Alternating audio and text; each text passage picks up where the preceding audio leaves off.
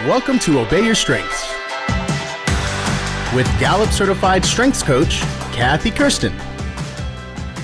I would like to welcome Gretta Brooks to the Obey Your Strengths podcast. She is the founder and CEO of SalesBoost, a training platform that provides on-demand micro-learning to increase the effectiveness of hotel sales teams. Gretta is a proven leader in the hospitality industry with over 30 years experience running 3 global sales organizations. She has led award-winning hotel sales teams and earned numerous sales and service awards. She developed SalesBoost after years of searching for the most effective sales training for her teams and not finding it in the marketplace. At that point, she went from hospitality sales leader to tech startup founder. She is both a strengths evangelist and practitioner as she is building a strength-based employee culture at SalesBoost. Well, welcome, Gretta. I'm so glad that you're here on Obey Your Strengths. Thank you so much for inviting me. I'm excited to talk about one of my favorite topics. Yes, well, my pleasure. You know, I've gotten to watch your company grow over the last year, and I have loved some of the strength-based activity that you have done with your clients, but also inside your business. So I can't wait for you to share some of your stories with our listeners. Gretta, I start out every podcast asking my guests to share what your top 5 signature themes are, and if you could tell us a little bit about how each of your top 5 manifests itself in you. Oh, lovely. Well, my top 5 themes are: first, Relator; second is strategic; third is competition; fourth is self-assurance; and fifth is achiever. And some of these were not surprising after I did my StrengthsFinders, and this is about a year and a half ago, actually, when I took my first StrengthsFinders. Okay. And so as a Relator being my top strength, which I would not have guessed, but if I tell people my strengths, they normally say, oh yes, I can definitely see that. So this one is really important because I'm technically an introvert. Really? So yeah, that's why this one shocked me a little bit.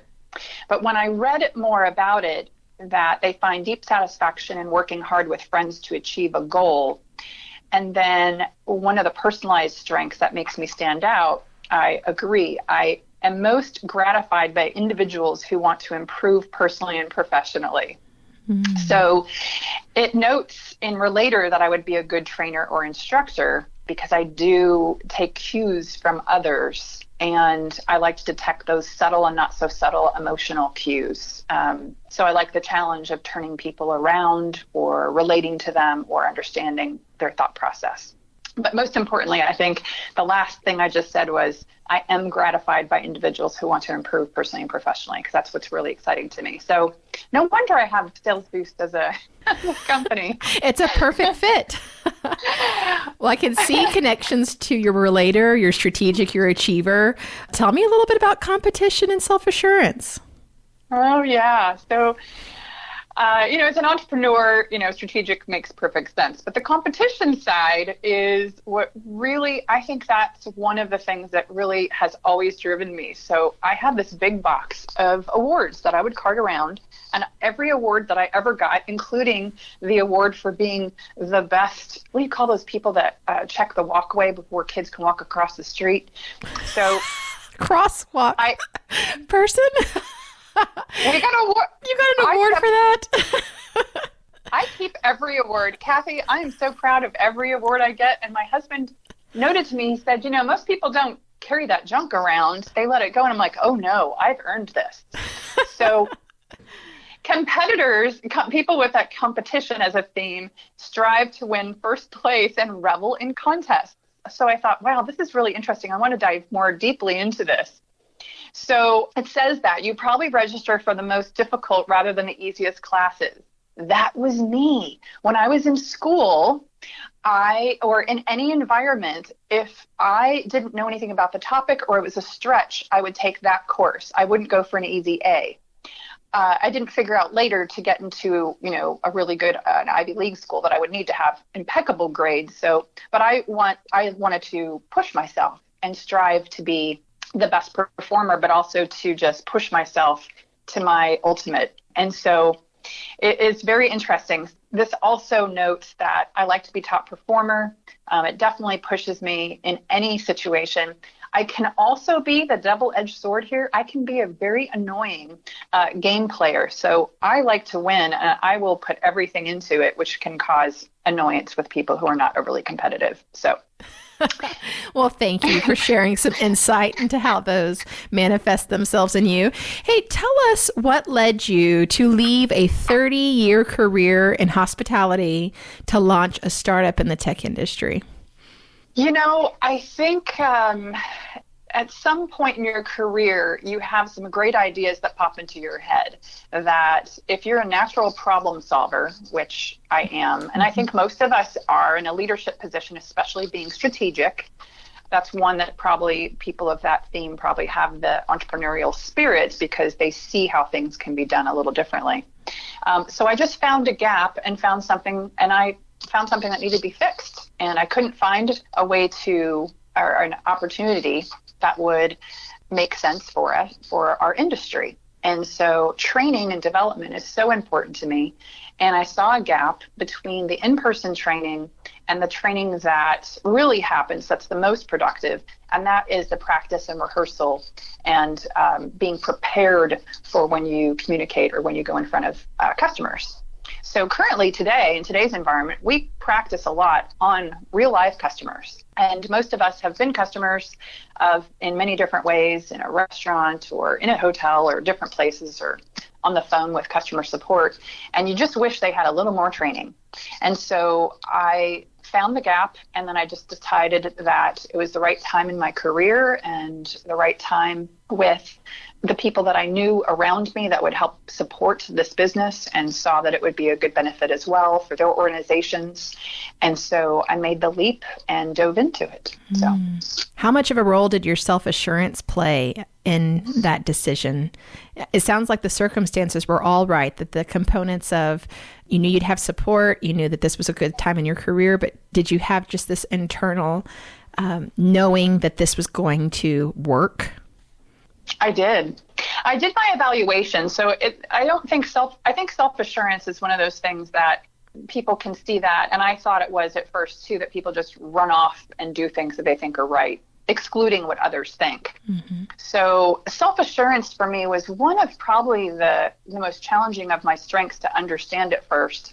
And as I understood it, and you gave me the guidance and said, oh yes, this makes perfect sense. It does provide me an inner compass. And a compass that I think most people around me have seen or understand, that I am confident in the decisions that I make, but that's only because I take the time to investigate and I have a good plan and an understanding of why I'm making that decision. So it's not just a knee-jerk reaction or just running off and doing something. Self-assurance, I think, is one of those things that I am exhilarated by learning and studying and being an individual performer, but I also really like to share my ideas with coworkers, colleagues, teammates. Again, it goes back to the Relator side of it. But I do trust my own judgment. I listen to others and I take in what they say, but I garner those most important pieces. So it either confirms or dissuades me from that path.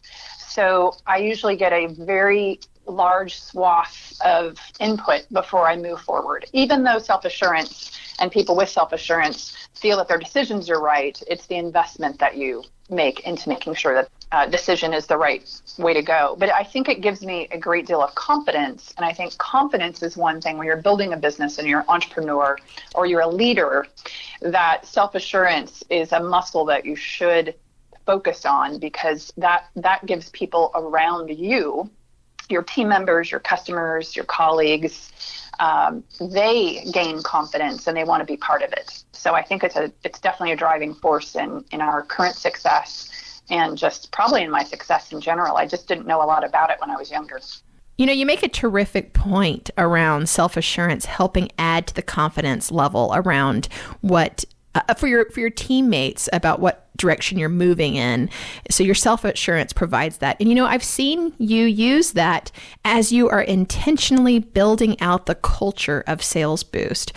And I also think about your top 5, Gretta, where you have competition and achiever. And when I see those two strengths in combination with each other, I know, whoa, look out, this person is driven, internally driven, intrinsically driven. That's the achiever piece, to accomplish more than they've done before.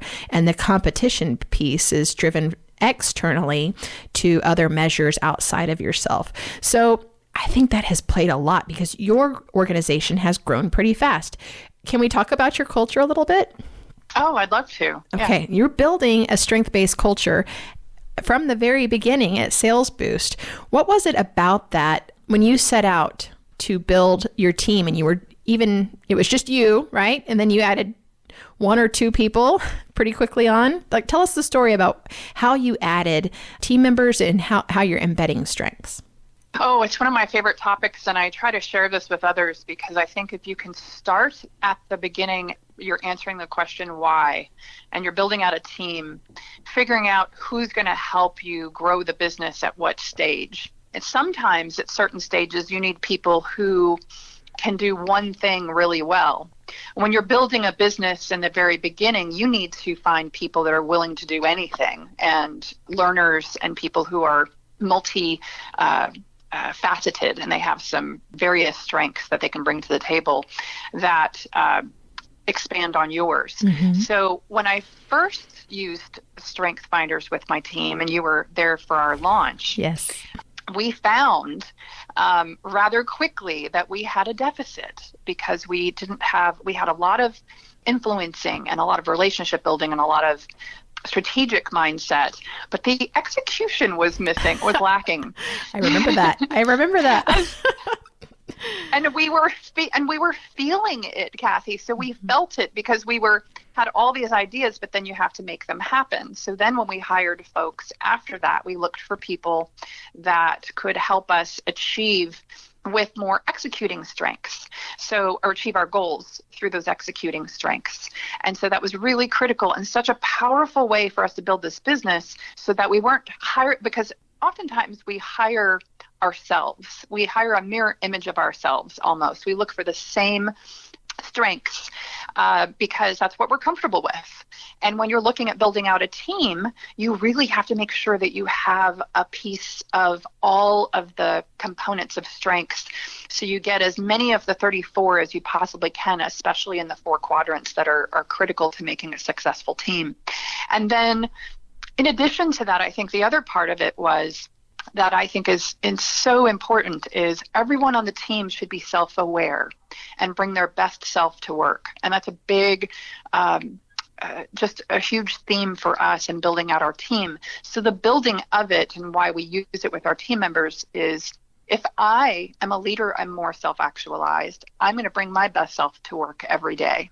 I'm not just going to be reacting. I'm going to be able to moderate my strengths, dig down into my bottom strengths and pull those out and use them if I need to, and speak to it. And then we as a team all do that together as well. So it's a really complementary to building a team, to re-energizing a team, and for being a really good leader. You talked about finding the right partner or finding someone to fill the gaps. Who has existed for you, Gretta, maybe currently or in your past, to help lead you to be success? Who has existed as a partner to give you strengths that perhaps you were lacking in?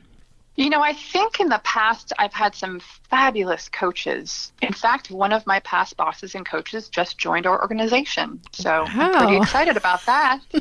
That's a win. Miss Competition, that's a win, isn't it? Add on to it.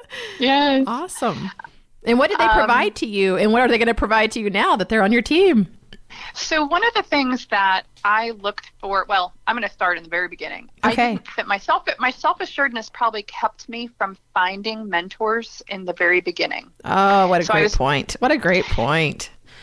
Self-assurance, people, listen up. Listen up. Listen up. Everyone needs a coach. I thought I had it all dialed in, and most young people do, but mine was probably extra potent because of that, I would say. And so when my parents would describe me as independent and you just know what you want, and they would describe me in that way, I didn't quite understand, and I appreciated it, but I didn't understand what that meant. And then when I received feedback, either positive or negative, I wouldn't necessarily listen in the same way that I do today. So as a young person, I wish I would have understood how to utilize a mentor and a coach and invested in that. But I eventually did. I found that I didn't have someone to lean on as much as I needed to give me that critical feedback. And so I stopped running and avoiding situations that were conflicting to my views or that would cause me to think and contemplate a little bit more about my techniques or my skills or my experience. And so I started really from the beginning all over again and said, okay, I'm going to invest and find mentors that are going to challenge me, that are going to drive me, that are going to make me better at what I do. And so I took a completely different approach to finding a mentor and coach in organizations, outside organizations, in my personal life. And so I took this as a really big opportunity to make sure that I was maximizing everything that I was doing, because I realized that I could keep running around and avoiding situations and going towards ones that I thought made sense. But it certainly would be better. I would be better suited if I spent time investing in mentors and coaches. And then in addition to that, I then became one, and now I like to coach and mentor others, and it became a skill set that I cultivate to this day. I just think it's one of the most important things to do, to give back and create a new group of young people, or even not young people, that can offer that up to others. So I like to teach people how to coach as well. Yeah, as a side note to this conversation around building a training platform in sales and creating a strength-based culture, I have seen and met many of the people that you have mentored, and you've given them the gift of strengths coaching to help them build self-awareness whenever they are either moving through transition to a new job or applying for a job, or just trying to perhaps do some reflective exercises to figure out what their mission is. And that's really a tribute to you and in your valuing of this individual and helping them become who they're meant to be. So it's been cool to see how you've done that with many different folks. Thank you so much. The StrengthsFinders really provides, it is such a potent coaching tool and mentoring tool, because when you can speak to something that is true and it is what people value and who they are, then your conversations are so much more transparent and so much more honest, and you're having more of a real conversation with someone versus what I think I should be doing or what I want to be doing.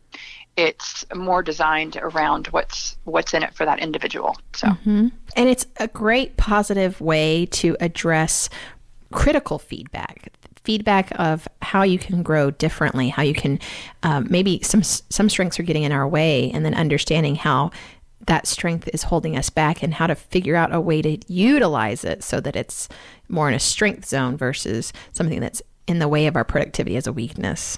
You're right. It's a really neat framework. You know, I love that you have started out building this as strength-based organization at SalesBoost. Tell me a little bit about how you have used strengths as a tool in your consulting practice that you've done with different sales organizations. Yeah, so I love sharing StrengthsFinders, especially when something works and something can be used, and it's a very valuable tool to an organization as it has for us. I love to share that.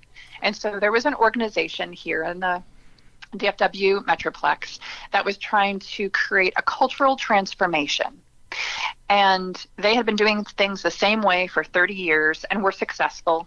And then competition came in, and they had to really address, we need to step things up, we need to do things differently, and we want to reset. We want to act like we're building this business from scratch.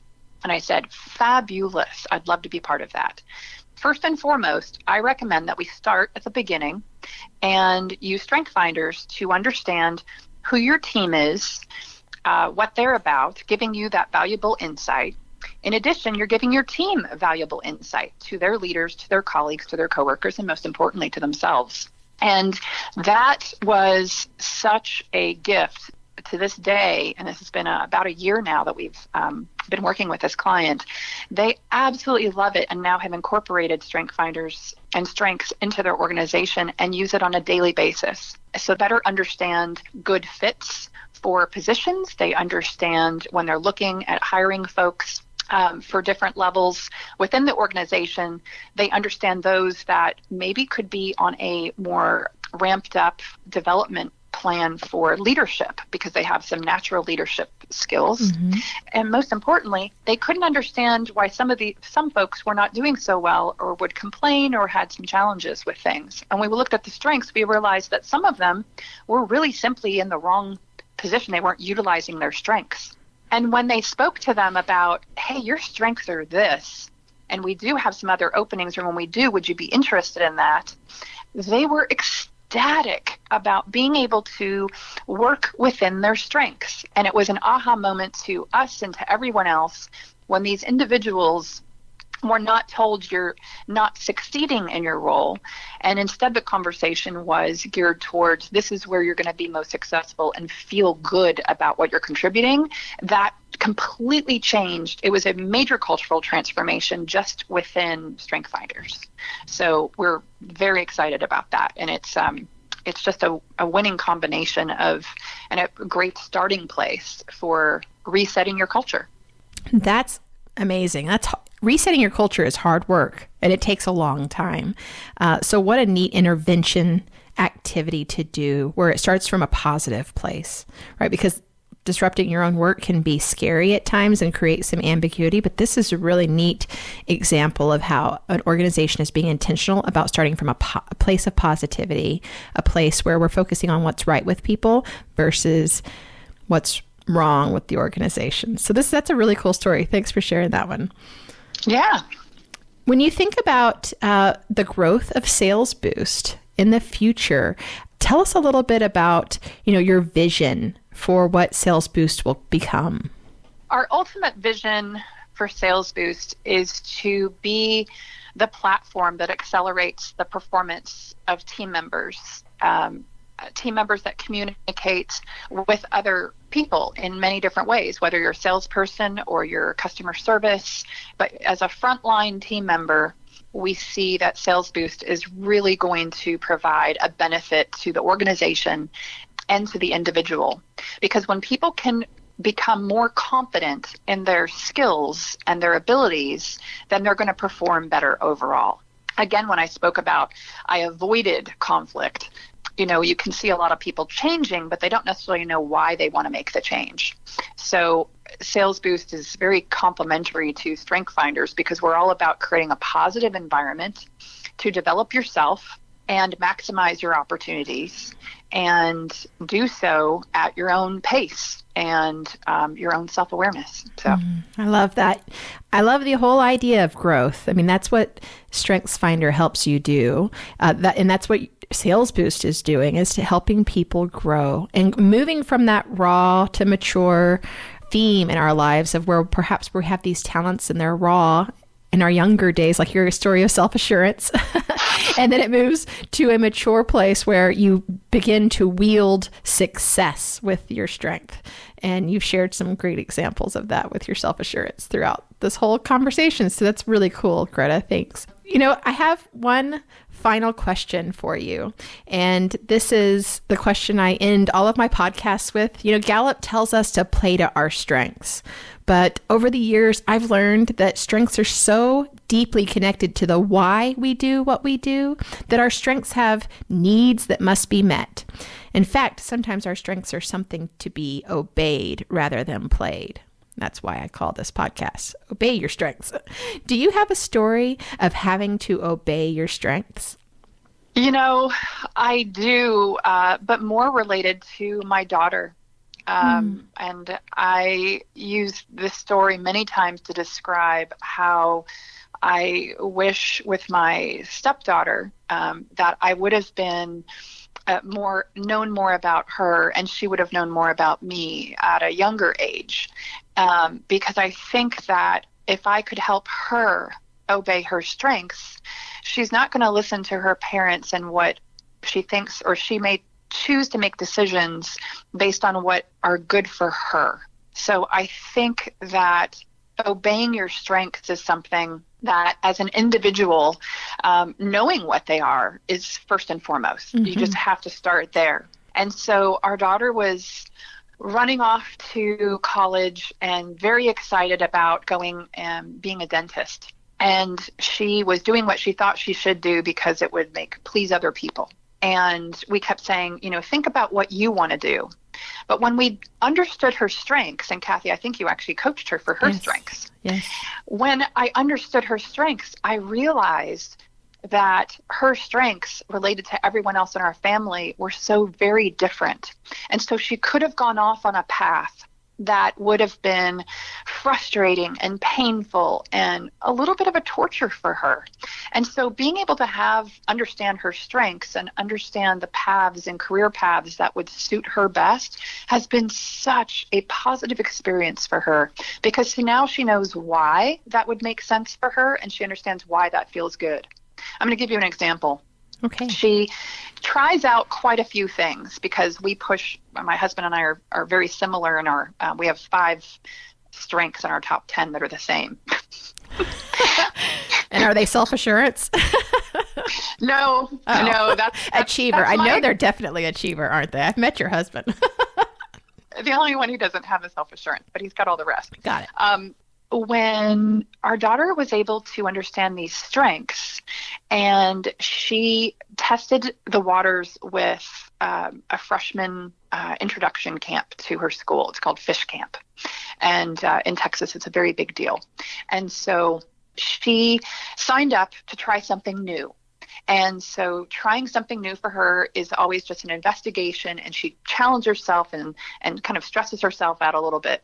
Well, it was interesting, though, at Fish Camp, she felt like that was her place. She felt like this is what I'm designed to do. This feels right. This is something that motivates me. I'm excited.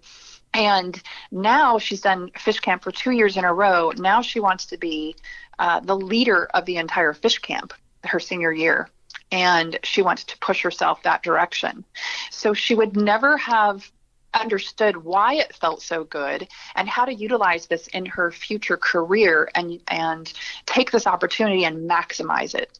So not did she just try a new thing, but she identified her strengths, found something that she felt very passionate about that fit her strengths, and now she can really maximize this. And when she speaks during interviews, or when she speaks to even the Fish Camp attendees, she can talk about this as well. And she can be very passionate and insightful as to what she's learned along the way, and she'll share the benefit of what she's learned. So it's an exciting opportunity for young and old. Doesn't matter your age. It's always a good time to understand your strengths. It is. That's a great quote. I think I might put that on a T-shirt.